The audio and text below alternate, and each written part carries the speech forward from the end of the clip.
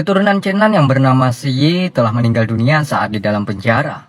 Siye memiliki kepribadian jujur dan tegas, layaknya seorang demonstran. Hal itu dianggap sebagai salah satu perbuatan penentang pemerintahan. Akibat perbuatannya itu, ia dipenjara kemudian disiksa sampai meninggal. Siye memiliki karakter yang hampir sama dengan Digong. Namun sayangnya Digong tak memiliki sebuah keturunan untuk mewarisinya kembali. Di mana dulunya Digong sempat memprediksi bahwa tanah suci China akan terjadi bencana. Dan benar, sekarang para monster iblis sedang merajalela di tanah mereka. Peninggalan Digong hanyalah sebuah pedang yang dimiliki Jenglong. Sebelumnya, agar bisa memiliki pedang itu, Jenglong harus menjual setengah hartanya agar bisa membeli pedang ini dari orang-orang wilayah barat. Karena memiliki pedang ini sehingga ia akan meneruskan misi Digong, yakni menyelamatkan kota Chang'an dari serangan para monster iblis.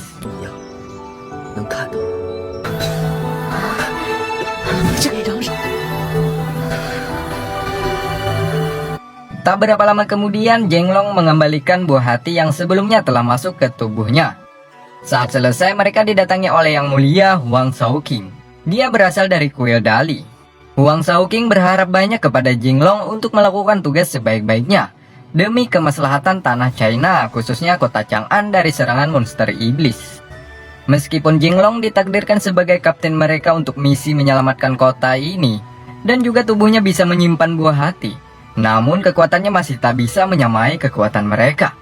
Karena pada dasarnya Jenglong hanyalah seorang manusia, sedangkan Hong Jun dan lainnya memiliki darah iblis di dalam diri mereka masing-masing. 会因此拥有法力吗？啊，应该。而且这灯力量亲和纯正，光芒充满正气，绝不会有坏处。你说心灯在我心脉，那我会有什么变化吗？不会的。世人如何看我，那都不是我。 Singkatnya, mereka semua berkumpul. Di sini Atai dan Muyagin memberikan serbuk bunga jiwa yang nantinya akan digunakan untuk mempermudah melawan para musuh-musuhnya. 有案子了。公家主，届时我向朝廷申请拨款。这聚宝庄也太黑了，4两灵魂花粉要3200两白银。在哪？在这儿。 Selain itu, Jenglong mendapatkan surat dari keluarga Qin, di mana isi surat tersebut mengatakan menyuruh Jenglong untuk mencari kucing peliharaannya yang telah kabur dari rumah. Mendengar itu lantas saja mereka semua merasa terhina. Karena mereka adalah pendekar yang hebat, masa harus mencari kucing? 是怎么？秦夫人府大宁坊走失一只大月，9月初，秦夫人府。我特意等大家回来一起宣读。 Tetapi jika berhasil mendapatkan kucingnya, mereka diiming-imingi hadiah yang fantastis. Akhirnya mereka menyetujui dan bersiap mencari kucing tersebut. Disinilah Jenglong menyangka bahwa alasan kucing tersebut lari dari majikannya karena menyembunyikan sesuatu. Yap, mereka percaya kucing bisa melihat sesuatu yang tidak bisa dilihat manusia. Di mana Digong dulu sempat mengatakan bahwa di kota ini memiliki puluhan ribu kabut dari monster iblis. Di hari pertama mereka semua tidak mendapatkannya. Yang mereka dapat hanya jejak dari hewan lain, yakni bulu rubah, tepatnya di rumah bordil. 对，而且我们在那儿发现了很多狐獴。青楼是三教九流汇聚之地，正是收集情报的最佳场所。我们公务在身，你们竟然逛青楼！ Besok harinya, Jenglong dan Hong Jun pergi kembali untuk mencari. Di sini mereka bertemu dengan monyet yang telah diselamatkan oleh Hong Jun sebelumnya. Berkat bantuan sang monyet, mereka berhasil menemukan kucingnya. Namun kucing itu lagi-lagi lari ke rumah bordel, tepatnya di kamar Hu. Saat waktu bersamaan, Hu juga masuk ke dalam kamar bersama wanita yang bernama Jin Yun. Di sini mereka asik bercumbu.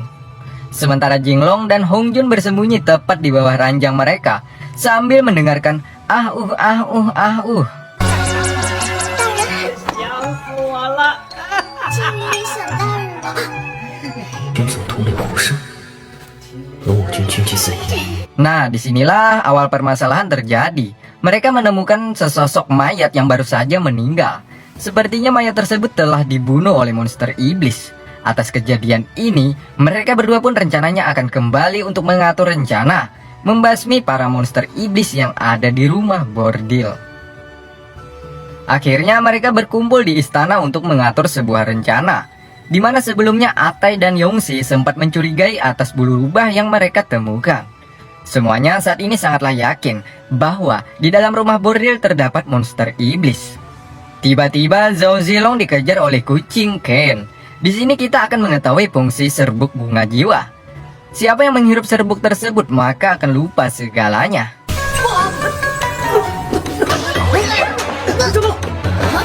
Kecuali ada seseorang yang mengingatkannya kembali. 你们闻了灵魂花粉？哎，对对对对，灵魂花粉。但是我们为什么会闻灵魂花粉？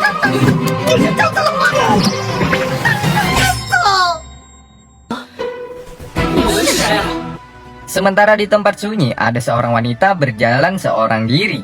Tiba-tiba ia diserang oleh monster iblis yang berwujud seperti burung. Hal ini masih menjadi misteri. Siapa dan sehebat apa monster iblis tersebut?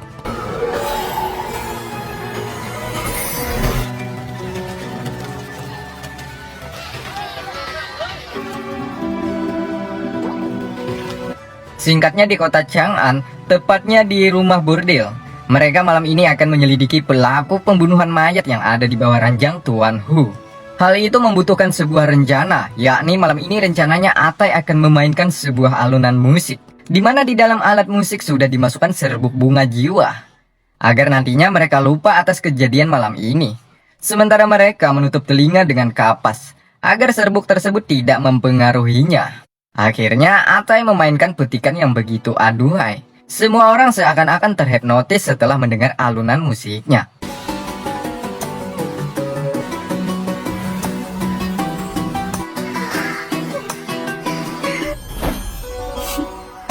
Sementara Hong Jun dan Zheng Long menyiapkan rencana lain, yakni mengeluarkan mayat tersebut ke tengah-tengah acara pesta. Dan semuanya panik setelah melihat mayat tersebut. Sedangkan 3 orang wanita terlihat biasa-biasa saja. Salah satunya Jin Yon, wanita yang sering bercumbu dengan Tuan Hu. Sudah dipastikan bahwa merekalah pelaku atas pembunuhan. Wanita-wanita itu mencoba untuk kabur. Dan boom! Mo Yagin melepaskan anak panahnya menembus dada si wanita tersebut. Wanita itu seketika berubah menjadi seekor rubah. Di sini Hong Jun kembali menemukan pisau bulu meraknya. Sementara 2 wanita lainnya telah kabur. Dan mereka pun mengejarnya. Saat di luar, Atai berhasil mengejarnya, sehingga perkelahian mereka tak bisa dihindarkan lagi.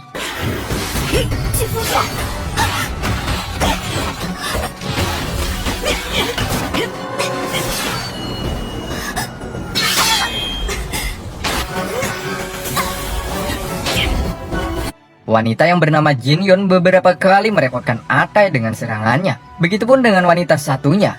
Ia sesekali menyerang Atai dari belakang. Namun Atai bukanlah manusia biasa. Ia bahkan berhasil menyerang balik mereka. Sesaat mau menghabisi Jin Yon, tiba-tiba wanita yang satunya datang lagi untuk menyelamatkan dan menyuruh Jin Yon untuk lari. Hal itu membuat Atai lengah sehingga mereka berdua berhasil kabur. Saat itu jugalah Jing Long dan yang lainnya datang, kemudian mengejar kembali monster iblis tersebut.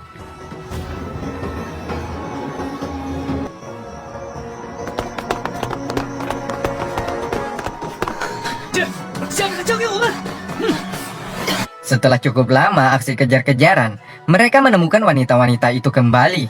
Sesaat mau menghabisi salah satu wanita itu, tiba-tiba wanita satunya alias Jin Yon berubah menjadi rubah raksasa.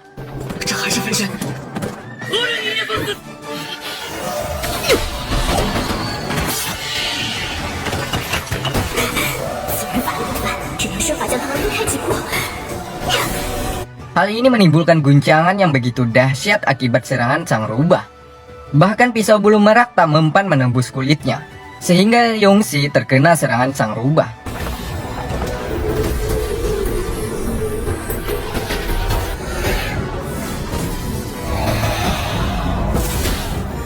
Sesaat rubah itu mengamuk, Mo Yagin berubah menjadi serigala putih dan langsung menghajarnya.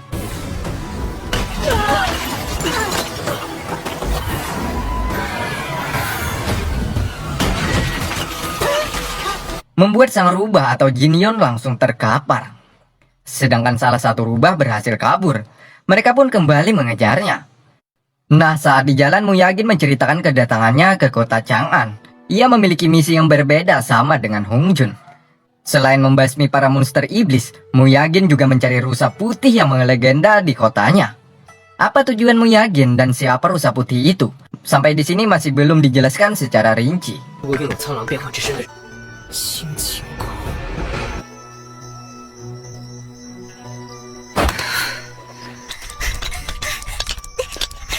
Sementara rubah itu lari ke atap rumah. Hanya menggunakan instingnya, Jenglong mengambil busur panah dan sep. Tanpa melihat, Jenglong mampu melumpuhkan rubah itu. Akhirnya mereka mendapatkan ketiga rubah itu. Di sini hanya Jinyun yang masih hidup. Namun sekujur tubuhnya masih lemah akibat terkena serangan malam tadi. Jenglong kemudian memiliki rencana lain untuk memancing keluar kawanan monster iblis, yakni dengan diantarnya kembali Jinyun kepada Tuan Hu. Singkatnya, Jenglong mengantarkan Jinyun kepada Tuan Hu. Tuan Hu tidak percaya bahwa rubah ini adalah Jinyun. Setelah diberikan penjelasan bahwa di rumah bordel terdapat beberapa monster iblis yang berkeliaran mencari mangsanya. Akhirnya Tuan Hu sedikit percaya. Ya, hanya sedikit. Karena Tuan Hu tidak percaya dengan hal-hal mistis. Sementara di tempat lain, tepatnya di kediaman Raja Monster Iblis. Kala itu ia menyuruh Fei Ao untuk membalaskan dendam atas Jinyun dan lainnya. 你知道该怎么做？好一个驱魔死人！两死一伤，今年还被送去了龙母军关押。 Sedangkan Jenglong menyuruh mereka bertiga untuk mencari serbuk bunga Jewa. Sedangkan dia bersama Hong Jun mendatangi ke tempat yang mulia Huang Saking. Jenglong khawatir target utama para monster iblis yakni Huang Saking. Akhirnya mereka berdua menyelidiki. Namun di sini mereka tidak menemukan sebuah jawaban untuk memastikannya. Malam harinya Tuan Hu masih penasaran dengan rubah ini. Ia pun dikejutkan karena rubah itu berbicara kepadanya. Rubah mengatakan bahwa dia adalah Jinyun. 胡统领，你会说话？ Setelah mendengar hal itu, Tuan Hu langsung membebaskannya. Namun sial, setelah Jinyun bebas, Ketua Hu terbaring begitu saja. Apakah dia mati atau tidak? Hal ini masih belum dapat saya simpulkan. Sesaat setelahnya, Fei Ao datang untuk menyelamatkan Jinyun. Namun hal itu sudah direncanakan oleh Kapten Jenglong untuk menjebak mereka. Di luar, Muyagin sudah bersiap dengan busur panahnya. Sesaat anak panah dilepaskan, Jinyun yang melihat arahnya ke Fei Ao, Jinyun pun menyelamatkan Fei Ao dengan mengorbankan nyawanya. 姐， 大敌当前， Hal itu membuat Fei Ao marah. Dengan kekuatannya, Fei Ao melawan mereka semua seorang diri.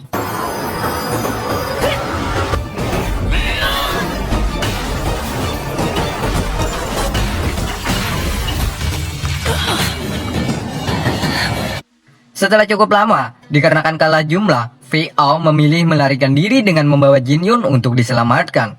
Kala itu Fei Ao berubah menjadi naga. Jenglong dan yang lainnya mengejarnya.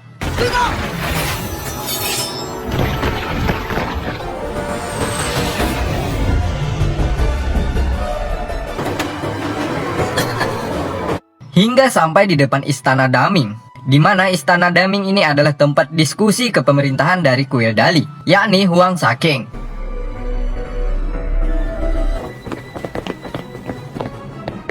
Tak berapa lama kemudian mereka bertemu kembali dengan Fei Ao. Saat disinilah, berkat bantuan yang lainnya, Jenglong menggunakan pedangnya berhasil menebas Fei Ao yang sedang terpojok. Begitupun Muyagin juga berhasil memanahnya.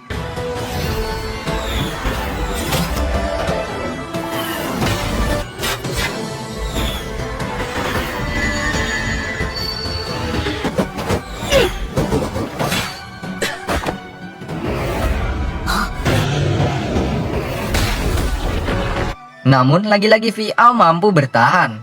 Dan ia pun mengeluarkan jurus 1000 bayangan. Dengan mengeluarkan anakan naga dari dalam tubuhnya. Sehingga mereka semua diserang oleh ribuan naga yang ingin menggerogoti semuanya.